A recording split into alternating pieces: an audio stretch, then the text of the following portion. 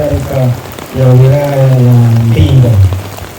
Vile vile nawashukuru nyinyi nyote kwa namna ya kipekee kabisa kwa kujitolea kuja kushiriki na sisi tena kwenye kituo cha polisi.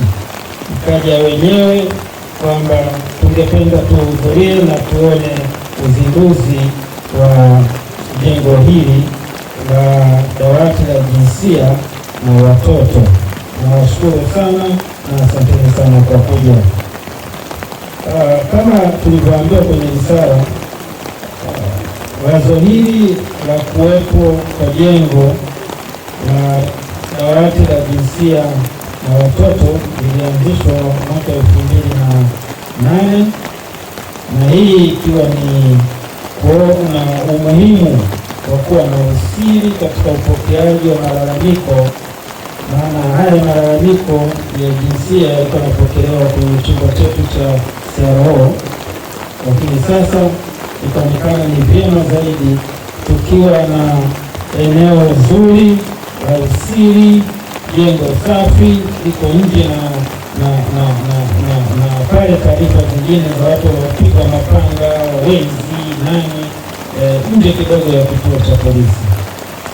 Na tunaambiwa jengo hili linaanza kujengwa mwaka 2022, sasa hivi tuko 2026. Jengo la milioni 50 limechukua takriban miaka 4 na sasa tumeona tulifungue, na hapa katika kufungua kwake bado kuna madai mengi, lakini kama yakijengwa siku moja na haya madai na mahitaji hayawezi kuisha leo. Kwa hiyo ni lazima sasa tulifungue na watu waanze kuhudumiwa, watu wa Mbinga waanze kuhudumiwa kwenye hili jengo. Kitu muhimu zaidi ni lile wazo la kuwa na jengo tofauti katika separate kabisa kwa ajili ya kuhudumia watu wa jinsia mbalimbali. Bahati mbaya tukisema jinsia, wengi wanapeleka kwamba jinsia ya wanawake, lakini ukatili wapo wanaofanyiwa wanaume, wapo wanaofanyiwa wanawake, wapo wanaofanyiwa watoto. Kwa hiyo sisi wote ni waathirika wa ukatili na sisi wote tunaalikwa kuja hapa kwa ajili ya kusaidiwa na kutatuliwa changamoto zetu. Mimi kama kamanda wa polisi mkoa wa Ruvuma natoa shukrani zingine za dhati kabisa kwa michango yenu, michango ya wadau mbalimbali. Naambia hili jengo halikujengwa na polisi, hili jengo limejengwa na wadau mbalimbali, tena wadau wa wilaya ya Mbinga wakajitoa kwa hali na mali, wakatoa kila walichonacho wakawapa polisi wasimamie na wajenge hili jengo. Huu ni upendo mkubwa sana. Huu Wakristo wanaita upendo wa agape, kwamba mnaweza mkajenga jengo ambao sisi wenyewe wananchi tutaenda pale kwa ajili ya kutatuliwa matatizo. Na washukuru sana wadau hawa kwa kila mmoja, kwa kila kiwango alichotoa.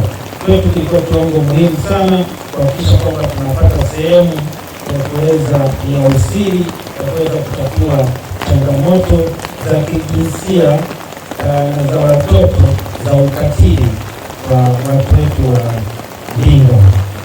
Mimi nitatoa vyeti hapo baadaye kwa wadau wote, vyeti vya shukrani vya kutambua mchango wao mkubwa ambao wameutoa kwa jeshi la polisi na kuhakikisha kwamba leo tunakaa hapa tukiwa na nia moja tu ya kufungua hili jengo hili liweze kutumika.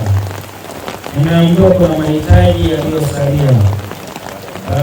Mahitaji yaliyosalia kama nilivyosema kwenye risala, na mimi leo hapa nitahakikisha yasalia yanaisha hapa yataisha. Tunaambiwa kwamba kuna changamoto ya flash tanki kwa ajili ya vyoo na vyoo vitatu. Thamani yake tunaambiwa ni shilingi 285,000.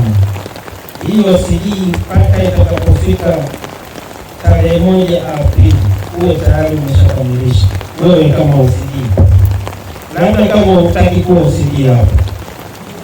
Kwa hiyo hiyo sijii hii ya flash tank kwa ajili ya vyoo vitatu, siona kama nakubali. Tarehe 1 mwezi wa kwanza zile zimepatikana. ni hela ndogo kwa OCD, ni hela ndogo, 285,000. Nimeambiwa hapa kuna thamani za ofisi shilingi 800,000. Ofisi ndio huko mpaka tarehe 1 takuja kukagua hizo.